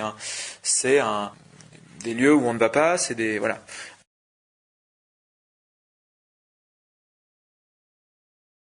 Donc David devant Absalom. Alors donc là, le premier motif, c'est ne pas lever la main sur le roi. Voilà. Nous, ça peut être je ne lève pas la main sur un tel qui est une créature du Seigneur. Donc je ne vais pas critiquer. Je vais m'entraîner à ne pas répliquer et à dire des Notre Père jusqu'à ce que j'arrive à lui pardonner et que le Seigneur me donne la force pour ne pas que la moindre critique vienne me souiller ma bouche quand je vais parler d'elle. Voilà. Par contre, alors là, je m'appuie aussi sur des écrits de mystiques qui racontent que Jésus, pendant son ministère, venait dans les bras de la Vierge Marie qui le consolait. Et je trouve ça très beau, moi ça m'a beaucoup touché, parce que Jésus, qui était homme et Dieu, son humanité avait besoin d'être consolée, et il s'autorisait à parler de choses, y compris des persécutions qu'il avait eues, sans critiquer, parce que son mobile n'était pas de soulager la mauvaise langue, etc. Non, c'était plus de raconter en vérité, comme on raconterait à son conjoint ou à un bon ami, simplement pour qu'il nous apporte un éclairage. En fait, quand c'est dans ce cadre-là, oui, de dire des choses sur son persécuteur, c'est tout à fait louable. Et on a comme deuxième mobile que peut avoir quelqu'un qui est persécuté, c'est David qui fuit devant son fils Absalom. C'est de vivre cette persécution comme une expiation, parce qu'il se dit finalement j'ai trompé Uri le Hittite parce que j'ai couché avec sa femme Bethsabée et j'ai tué son mari aussi, et à cause de ça je suis persécuté par mon propre fils. Et donc si nous on s'entraîne à dire Seigneur, peut-être que dans cette persécution que je vis il y a des causes qui sont dues à mes propres péchés, c'est un bon entraînement pour supporter ces persécutions, parce que David c'est ça qu'il a fait, et il a demandé qu'on ne tue pas son fils, et donc c'est d'autres qui l'ont tué, etc. Bon, là, voilà. On a Jésus qui fuit devant les foules et les pharisiens. Voilà, c'est-à-dire qu'il n'a cessé de fuir, et c'était une forme de persécution, parce que les gens voulaient le faire roi, voulaient lui donner les honneurs, voulaient lui faire manger de l'ivraie, en fait. C'est ça. Deuxième attitude du juste devant le persécuteur, ça peut être de ne pas ouvrir la bouche. Donc on peut penser au serviteur souffrant d'Isaïe, en 53:7, il n'ouvre pas la bouche. On a aussi dans le psaume comme un agneau mené à l'abattoir qui n'ouvre pas la bouche. Donc Jésus se tait, voilà, et son silence en fait montre que s'il l'ouvrait, en fait, s'il disait quelque chose, il ne pourrait que condamner parce qu'il a autour de lui que des gens qui blasphèment et qui maudissent Dieu et qui disent des faussetés. Et se taire, c'est déjà un signe qui est très fort, se taire. Et il se tait sauf quand son silence constituerait un contre-témoignage. C'est-à-dire qu'il y a le grand prêtre qui lui dit « Je t'exhorte par le Dieu vivant à me dire si tu es le Fils de Dieu ». Et là, s'il s'était tu, ça aurait été un contre-témoignage. Et là, on retrouve tous les martyrs qui ont dit des choses extrêmement belles à leurs persécuteurs pour louer le Seigneur, comme Étienne qui dit « Je vois les cieux ouverts » et qui fait tout un discours devant ses persécuteurs. Quand notre silence pourrait être un contre-témoignage, l'Esprit Saint intervient à l'inverse pour, au lieu qu'on soit comme une brebis muette, qui témoigne par son mutisme, on va témoigner par la science divine qui nous est donnée. Alors, on a d'autres attitudes qu'on voit au niveau dans le livre de la Genèse au chapitre 32, avec Jacob et Ésaü. Quand Jacob fuit devant Ésaü, et que à un moment on lui dit il y a Ésaü qui vient à ta rencontre, et là il se met à trembler de toutes ses forces et il sait plus où se mettre et il échafaude quelque chose d'un petit peu compliqué parce que il dit je vais diviser mon peuple en plusieurs et les femmes et les enfants pour être sûr que tout le monde ne se fasse pas tuer et je trouve ça très beau parce que il se met en quatre. Il se met en quatre parce qu'il envoie des messagers à Ésaü pour s'excuser, pour dire en fait si je suis allé dans une autre tribu, c'était pour me marier, je suis allé chez Laban et c'est pour ça que je suis resté 14 ans chez Laban et voilà, je me suis marié avec Léa et puis avec Rachel et c'était pas pour te faire un mauvais coup et d'ailleurs en signe de ma bienveillance, je te donne des troupeaux, je te donne des chameaux, je te donne des provisions, etc. Voilà, donc il couvre de cadeaux son persécuteur. C'est quelque chose qui est assez confondant en fait, parce que dans le contexte, il donne, enfin voilà, il s'explique, et puis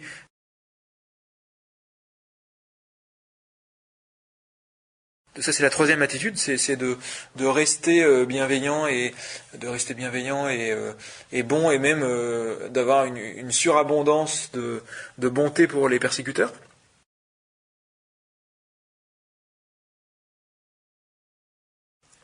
Quatrième attitude, c'est l'inquiétude pour les autres.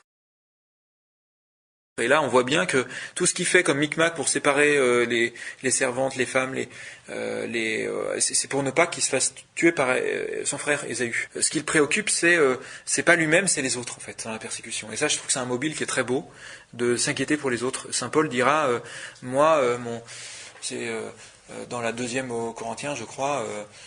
Mon souci, c'est que quand quelqu'un tombe, je souffre avec lui.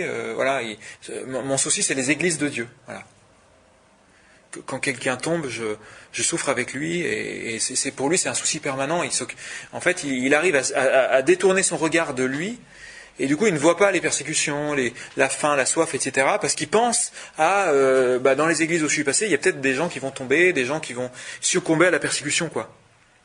Voilà, donc la 4e attitude, l'inquiétude pour les autres. 5e attitude, donc la juste réponse, j'en parlais un petit peu. Il y avait, je trouvais, un passage que j'aime énormément dans le livre de la Genèse, de l'Exode, pardon, au début du livre de l'Exode, quand Pharaon fait une loi infâme en disant maintenant les sages-femmes, vous allez tuer les garçons. Et on a les sages-femmes qui se retrouvent bloquées parce qu'elles ont donné leur vie pour donner la vie, pour sauvegarder la vie des mères et des enfants, et on leur dit maintenant tout simplement tu vas tuer les enfants, quoi. Enfin, aller à l'encontre de ta vocation, quoi. Et il est dit, les sages-femmes craignirent Dieu, elles ne firent pas comme leur avait dit le roi d'Égypte. Voilà un cas de désobéissance à l'autorité parce qu'il y a péril en la demeure. Et elles laissèrent vivre les garçons. Le roi d'Égypte alors les appela et leur dit « Pourquoi avez-vous fait cela et laissé vivre les garçons ?» Les sages-femmes dirent au Pharaon « Les femmes des Hébreux ne sont pas comme les Égyptiennes, elles sont pleines de vie. Avant que la sage-femme n'arrive auprès d'elles, elles ont accouché. »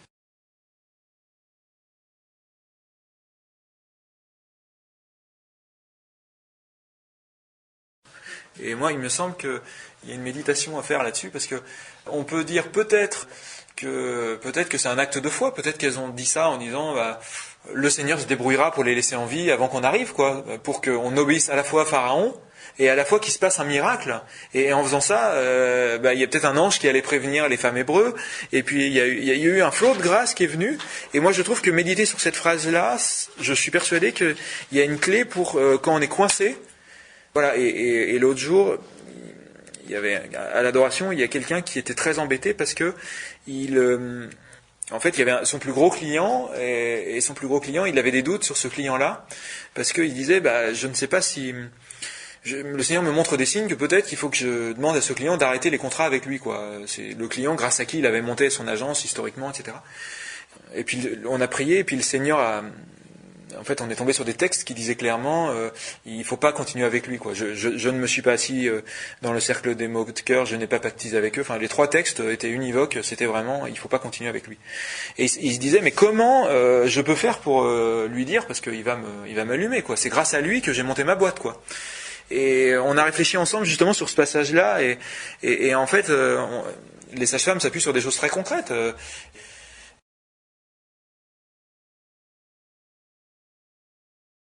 Et en fait, le Seigneur, il nous éclaire sur comment je peux à la fois ne pas être à peu près en règle. Voilà, moi, je suis médecin accoucheur et on me demande de faire des avortements. Comment je surfe sur quelque chose qui est impossible. Et le Seigneur, il nous donne toujours une réponse. Et là, pour cet homme-là, qui était son plus gros client, la réponse, c'est venu dans la prière aussi. C'était mon entreprise n'a pas une taille qui permet il y avait d'autres arguments concrets qui étaient tout à fait réels, qui lui permettaient de se désengager sans blanchir de l'argent sale, pour le dire. Parce que là, dans la prière, c'est venu de manière très forte. Il fallait pas continuer avec lui, quoi. Voilà. Et dans le cadre de la persécution, quand on se retrouve, c'est une forme de persécution, quand il y a une loi qui nous oblige à faire quelque chose, ou quand on nous donne un ordre qui est vraiment quelque chose d'horrible, et qu'on sait que la personne, on ne pourra pas la retourner, parce que c'est pas quelqu'un qui est bienveillant, par exemple, le Seigneur va répondre toujours à nos prières pour nous donner une solution, pour trouver la bonne parole. Une partie sur les grâces lors de la persécution. Alors, une des grâces lors de la persécution, c'est que le Seigneur, la première grâce à mon avis, c'est que le Seigneur nous envoie du soutien actif. C'est qu'il y a des personnes qui vont être sur notre route, comme par hasard, pour nous aider dans la persécution. Le premier exemple, moi, que j'ai en tête, c'est Jonathan, au chapitre 18 du premier livre de Samuel. Donc, toujours la persécution de David par Saül. On a une phrase qui est très belle, qui est dit... Or, dès que David eut fini de parler à Saül, Jonathan s'attacha à David et l'aima comme lui-même. Et je trouve ça très beau parce qu'il y a la naissance d'une amitié. Ouais, il devait avoir l'impression que leurs âmes se connaissaient. Voilà, il y a une affinité spirituelle. Vous avez peut-être déjà vécu ça, sûrement même. Il y a des gens, on ne sait pas pourquoi, au niveau des qualités et des défauts, on se dit c'est bizarre, quoi, je m'entends aussi bien avec lui ou elle. Et il y a quelque chose de surnaturel qui nous relie. Voilà.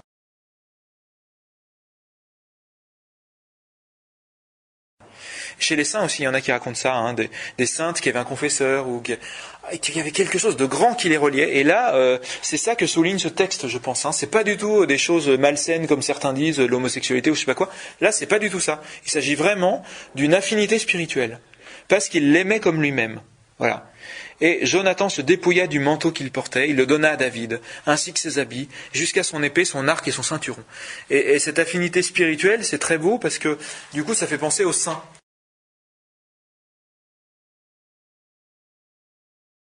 Nous, des fois, il y a un saint qui nous est donné dans la prière, et le saint, il va se dépouiller, Jeanne d'Arc, il va se dépouiller de son casque, son épée, son ceinturon, pour m'aider à combattre, parce que toutes les grâces qu'elle a reçues dans sa vie de sainte, elle va me les donner quand moi je vais l'invoquer. Voilà.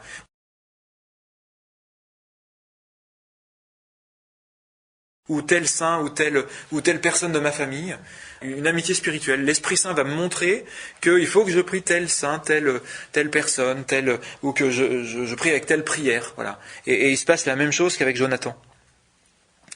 Au chapitre 19, Jonathan, il s'interpose, c'est-à-dire que son père va dire je vais tuer cet homme, etc.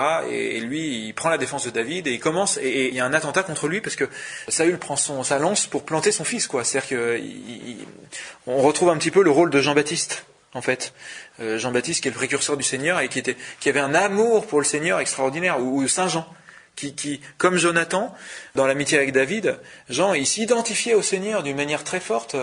Il voulait être comme Jésus, quoi. Et si il est le précurseur de tous les consacrés, c'est parce que les consacrés, normalement, c'est des gens qui veulent devenir comme Jésus et qui ont un amour qui échappe même à la sexualité humaine normale, qui est d'avoir un conjoint et puis de vivre les joies de l'enfantement charnel, etc. Et dans les persécutions, c'est ça qui va nous être donné, en fait. On va rencontrer des amitiés spirituelles très fortes, des gens qui vont être sur notre route et avec qui on va y avoir un affermissement mutuel, en fait. Voilà. C'est décrit dans les Actes des Apôtres, ils s'affermissaient.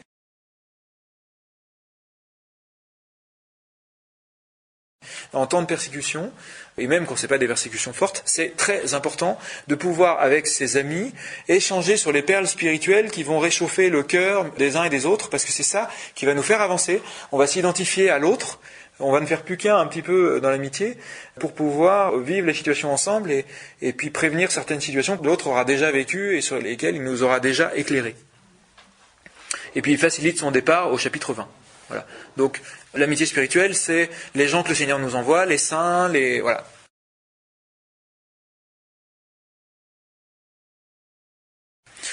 Deuxième soutien actif qu'on peut recevoir en temps de persécution, c'est Michal. C'est la fille de Saül, pour le coup. Alors c'est marrant parce que c'est son fils et sa fille qui se sont attachés à David. Et il n'a pas de peau, le pauvre, qui voulait tuer David. Elle s'attache à David et elle le fait descendre par la fenêtre en 1 Samuel 19. Et elle fait un stratagème avec une idole qu'elle place dans son lit pour éviter que les soldats ne tuent David. Voilà. Et je trouve ça très beau parce que pour moi, ça c'est vraiment la grâce dans la complémentarité homme-femme. Il y a une grâce particulière, en fait, on le voit, de manière imminente dans le mariage, forcément. Dans le mariage, il y a vraiment quelque chose de très beau qui permet de garder le cap en temps de persécution.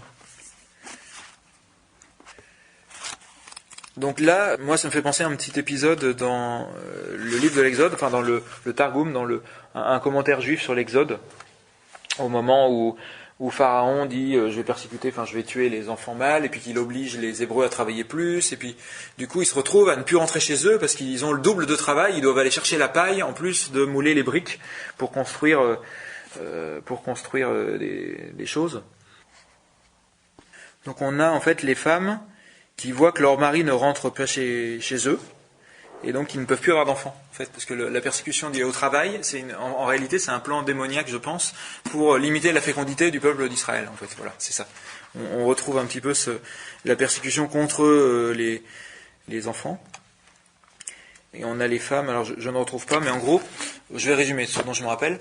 Les femmes, en fait, qui vont elles-mêmes, auprès de leur mari, emmener des cruches d'eau à leur mari pour les désaltérer lorsqu'ils travaillent en pleine journée, et qui font exprès de mettre des poissons, de remplir les cruches d'eau de poissons pour les alimenter, et qui en plus s'unissent à leur mari dans les vignes autour, enfin dans les et du coup il y a une grâce particulière, je trouve, parce que ils se retrouvent à avoir une relation avec leur femme particulière dans un contexte un peu de persécution, où la femme elle va être le pilier de la famille, où elle va vraiment, parce que la femme elle a une intériorité plus grande généralement, enfin elle a une facilité peut-être par rapport au mari dans le domaine de l'intériorité, et en temps de persécution, vous savez, dans l'Apocalypse il est dit qu'à un moment il y a le temple qui se remplit de fumée.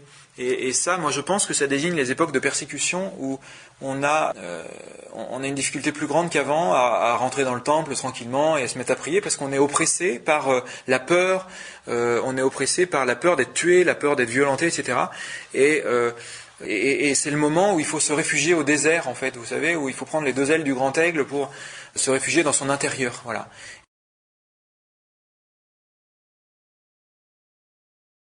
Et la femme, en fait, elle a cette capacité, même en temps de persécution, à rappeler à l'homme, réfugie-toi dans ton intérieur et je vais t'aider à rencontrer ça, quoi. Voilà. Et elle emmène de l'eau et du poisson à son mari. Et on voit bien, il y a beaucoup de symboles, voilà. Et pour moi, c'est vraiment une grâce particulière du temps de persécution.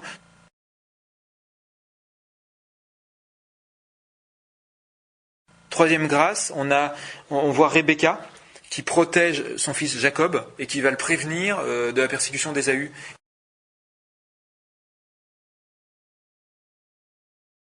Et ça, c'est la maternité.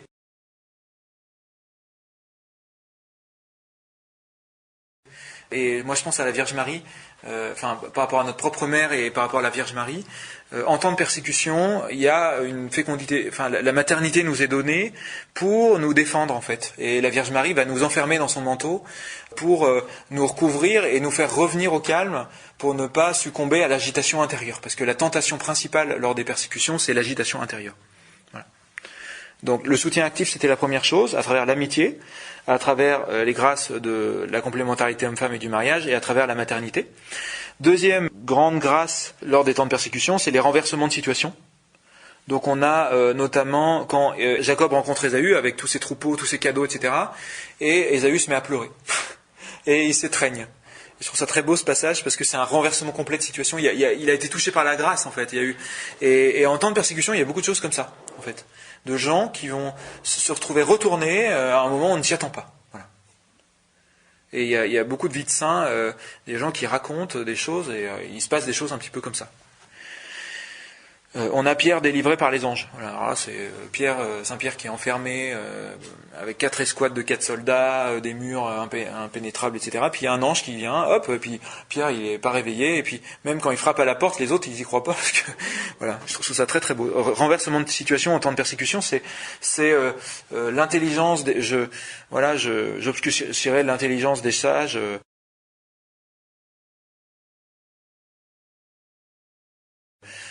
Voilà, ceux qui ont des yeux pour ne pas voir, ceux qui ont des oreilles pour ne pas entendre. Le Seigneur montre ses merveilles à travers des renversements de situation complètement improbables, à travers même un renversement de situation, c'est Paul et les autres là qui sont libérés de la prison et qui retournent sur la place publique ou au temple pour... je trouve ça très beau parce que au temple, au prétoire là, ils disent on vient de les fouetter et ils recommencent tout pareil avec encore plus de joie quoi. Il y a quelque chose, c'est un vrai renversement de situation. Une autre grâce, qui correspond un petit peu au renversement de situation, c'est les persécuteurs qui se retrouvent dans la main des persécutés.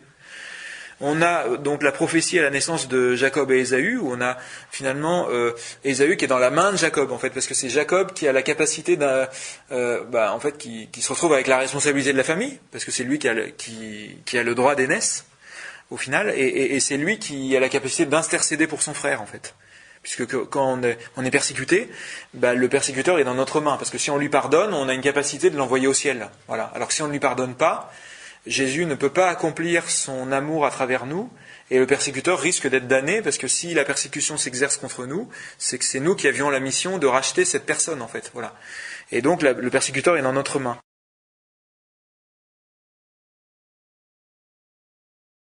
Et on a aussi à 2 reprises Saül qui est à la merci de David, parce qu'il se retrouve nez à nez dans une grotte, puis David ose aller vers lui, et puis coupe un morceau de son manteau pour lui dire « Regarde, j'aurais pu te tuer, et mes soldats m'ont tous dit de te tuer, mais je ne l'ai pas fait. » Voilà, ça se produit 2 fois. La deuxième fois, il va dans le camp lui prendre des objets à son chevet.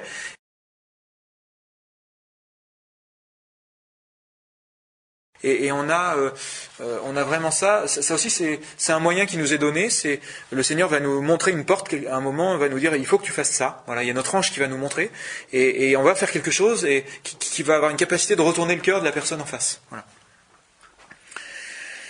Dernière grâce que j'ai trouvée lors des persécutions, c'est symbolisé par Élie à l'Horeb. Alors Élie, il a zigouillé 450 prophètes de Baal. Il a arraché le l'ivraie, lui. J'avais dit le mois dernier qu'il ne faut pas arracher l'ivraie. C'est le Seigneur qui arrache l'ivraie, il faut prier. Lui, il a carrément descendu 450 prophètes.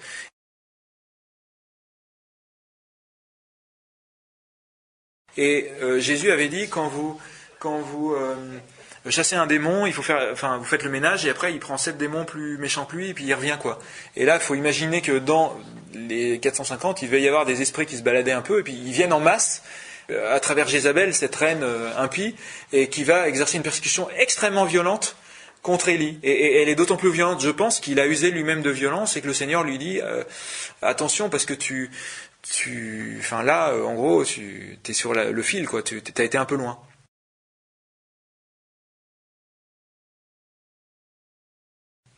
Et d'ailleurs, il va lui montrer avec des symboles à l'Horeb, il va lui montrer que c'est pas dans la tempête qu'est le Seigneur, c'est pas par la violence qu'on règle ses comptes, c'est dans le fin silence, quoi. C'est je te montre un bout de manteau pour te montrer que j'aurais pu te tuer. Ça, c'est le fin silence.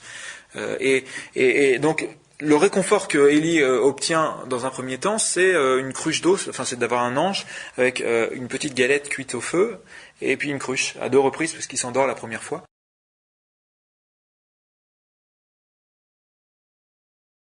Et ça, c'est vraiment le signe des sacrements. Ça, c'est dans la Bible, on peut parler de l'étoile du matin. C'est déjà Dieu qui est là, de manière un peu masquée, mais qui est déjà là à travers le sacrement et qui va nous restaurer complètement dans les temps de persécution. Voilà.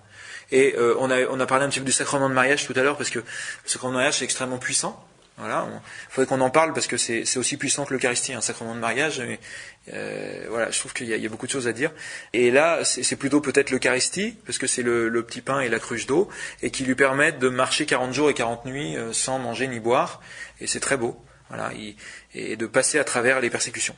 Voilà. En dernière partie, je vais dire un petit mot rapidement sur quelques signes précurseurs des persécutions, parce que Jésus a dit qu'il y aurait des persécutions. Il y a un certain nombre de signes qui sont donnés de cette approche des persécutions. Jésus parle par exemple de la chute du temple. Et la chute du temple, c'est notamment, moi je pense, pour aujourd'hui, on peut penser à la perte de suprématie de l'Église. L'Église a été longtemps archi-majoritaire.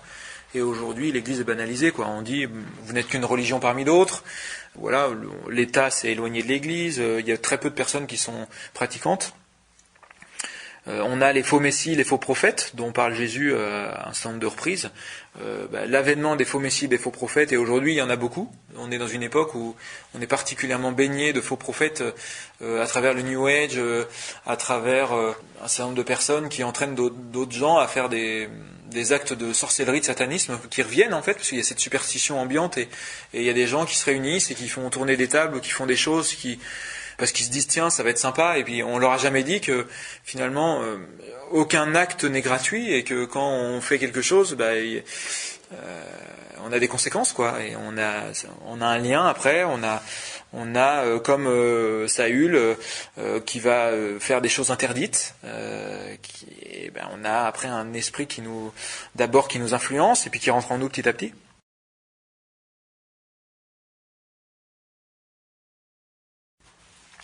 Jésus a parlé de guerre et de rumeurs de guerre, et moi je pense que depuis qu'il y a les médias, il y a une capacité à inonder la terre entière de nouvelles vraiment qui tuent l'espérance.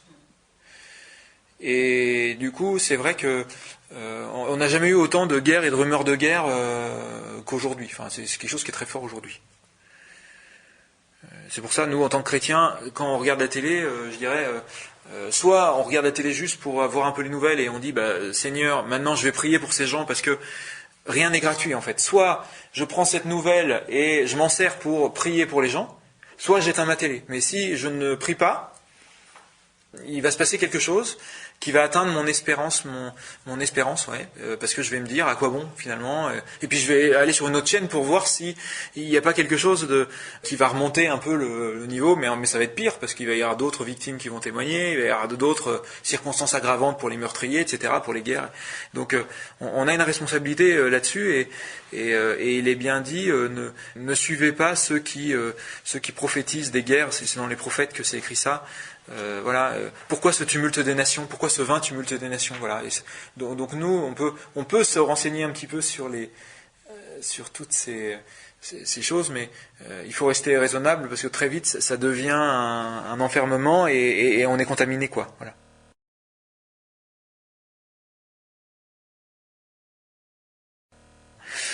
Paul, il a parlé de paix et sécurité. Ce jour-là, on dira paix et sécurité. Donc une fausse paix, une fausse sécurité. Et il se trouve que depuis 2009, c'est le slogan de l'ONU, paix et sécurité. Voilà, c'est quelque chose, c'est un signe très fort, je pense. On parle aussi de témoignages et d'annonces de l'évangile jusqu'au bout des nations. Et ça, aujourd'hui, Jean-Paul II notamment a parlé à l'ONU devant toutes les nations. Voilà, et les chrétiens atteignent progressivement l'ensemble des pays, quoi. Donc on arrive à ça. Voilà. On parle aussi du retour d'Israël. On en parle un peu partout, notamment dans Romains chapitre 11, la lettre aux Romains chapitre 11. Et en 1947, il y a eu un miracle suite à des persécutions affreuses. Le miracle, c'était la fondation de l'État d'Israël. Ça, c'est le truc improbable, impossible. Il y a eu ça. L'État d'Israël qui est fondé. On parle d'un certain nombre de choses, voilà, et donc moi il me semble que on est dans une époque particulière où il y a un paroxysme, il y a quelque chose qui s'accentue de manière forte, et qu'il est probable qu'on voit de notre vivant des persécutions, parce que les lois se mettent en place petit à petit pour favoriser ces persécutions, donc il n'y a pas de raison qu'à un moment on y échappe.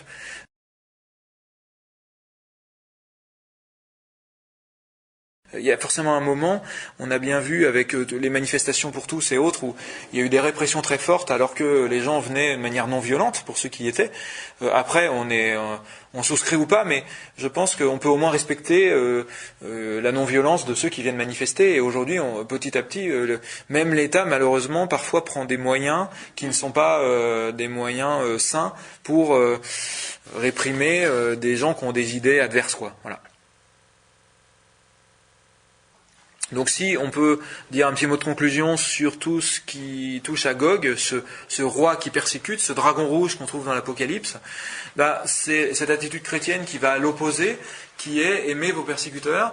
Et si vous n'y arrivez pas, qu'on demande à Jésus, aide-moi à l'aimer parce que c'est trop fort pour moi, c'est trop difficile pour moi, il n'y a que toi, à force de notre Père, qui peut m'aider à pardonner pour ces offenses qui m'ont été faites, et qui peut m'aider à avoir ce regard qu'a le Père pour cette brebis égarée, et qui va sans arrêt parler à, par exemple aujourd'hui, c'est le responsable de mon agence qui est malmené parce que tout le monde le critique, etc. Et si moi je suis humain avec cette personne qui pourtant fait des choses également répréhensibles dont tout le monde parle, je suis dans cette attitude du juste qui va essayer d'avoir ce regard du Père sur la personne pour lui proposer, tu viens manger avec nous, pour lui parler normalement, alors que moi-même j'ai du ressentiment, je me dis j'ai été lésé aussi par cette personne qui a un gros salaire ou je sais pas quoi. Vous voyez, la persécution, ça peut même être ça. C'est dans le système, des personnes vont me persécuter.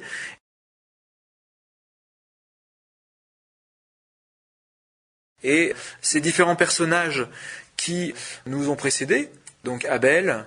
On ne sait pas trop ce qu'il a pensé lorsque son frère lui a sauté dessus, mais voilà, c'est Jacob qui se confond en excuses et qui souffre pour d'autres personnes qui pourraient être persécutées. C'est David qui ne veut pas porter la main sur le roi et qui veut absolument qui dit Seigneur, c'est peut-être à cause de mes péchés que je suis persécuté. Voilà.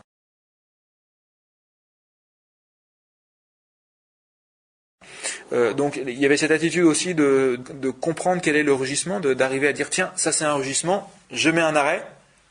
Et je vais prier, ou j'en parle avec des personnes avec qui je peux échanger, sans que ça soit de la critique, pour discerner, parce que là, je suis ébranlé, et au lieu de faire n'importe quoi et d'agir, vu que ça m'a glacé ce rugissement, je vais prendre un moment pour le confier au Seigneur et pour lui donner, quoi. Voilà.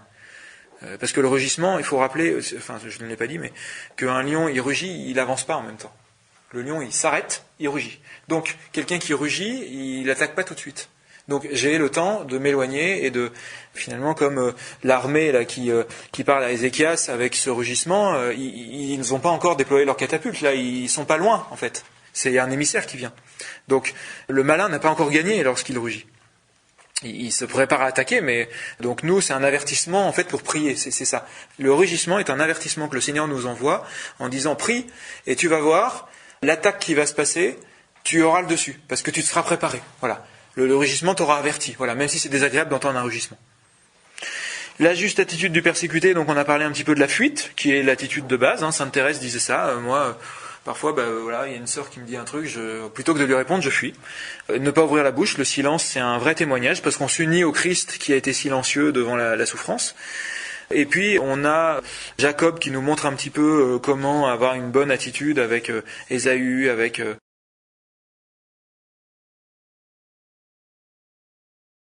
Et puis on a cette juste réponse qui peut venir au bon moment quand l'Esprit Saint vient en nous et que comme les accoucheuses, en fait, on va dire quelque chose en disant Seigneur, aide-moi à trouver les mots et à ne pas mentir et en même temps à ne pas faire l'inverse devant Pharaon qui me demande quelque chose. Voilà, c'est la juste réponse nous est toujours donnée parce qu'il faut s'appuyer sur cette parole qui est qu'on n'est jamais tenté au-delà de nos efforts, de notre capacité. Donc, quoi qu'on nous demande, même un médecin à qui on dirait je te demande de faire des choses horribles, des avortements par exemple, il a une capacité, Dieu va lui donner des armes pour pouvoir faire quelque chose, malgré la difficulté de la situation.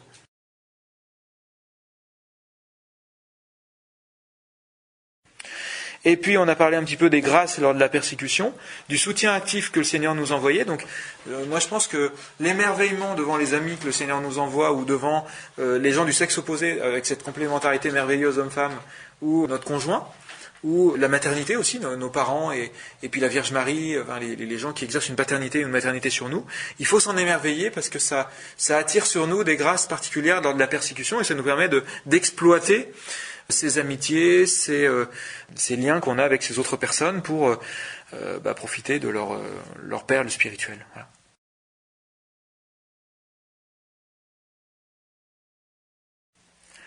On a commenté un petit peu les grâces que le Seigneur nous donnait lors des persécutions, le soutien que le Seigneur nous envoyait, le fait que les persécuteurs soient dans notre main, qu'il fallait penser, en fait, dans le royaume de Dieu, c'est pas le grand qui écrase le petit, c'est le petit qui a le grand dans sa main, quoi. Et donc, j'ai la capacité, au nom de Jésus, de lui pardonner et de lui ouvrir les portes du ciel si j'arrive à le toucher par mon attitude, voilà. Et puis les sacrements, on parlait, des sacrements qui sont vraiment ce qui permet de tenir dans la persécution. Voilà. Je vous remercie.